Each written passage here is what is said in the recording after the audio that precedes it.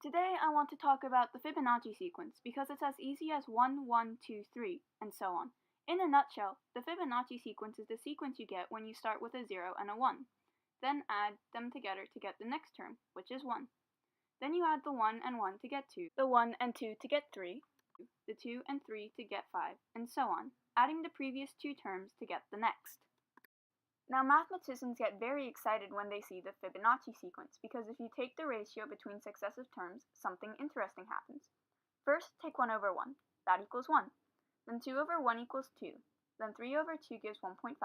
And 5 over 3 gives about 1.6666. And we continue, taking the ratios between ever-growing Fibonacci terms.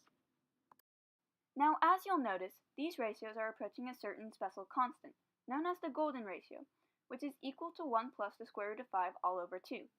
But while the Fibonacci sequence is great, wouldn't it be nice to have something a bit more complex? Let's define a new sequence. Let's start off with 0 and 1 again, but instead of just adding, we'll multiply the second term by 2, then add the previous term. So we double the 1, then add 0 to get 2. Then we double the 2 and add 1 to get 5. Double 5, add 2, and get 12. And again, and again. Following a rule of double this, add that. Now this sequence actually gives us the silver ratio. This sequence, also known as Pell sequence, can give us the silver ratio by taking the ratio of adjacent terms. So 2 over 1 is 2, 5 over 2 is 2.5, 12 over 5 is 2.4, and the ratio this sequence approaches is the silver ratio, which is 1 plus the square root of 2. But why should we stop at silver? Why should we stop at double this, add that? Let's try triple this, add that, and get the bronze ratio. So we start with 0 and 1. We triple the previous term and add the term before that. So 3 times 1 plus 0 is 3, and 3 times 3 plus 1 is 10, and again, and again. We then take the ratios of adjacent terms.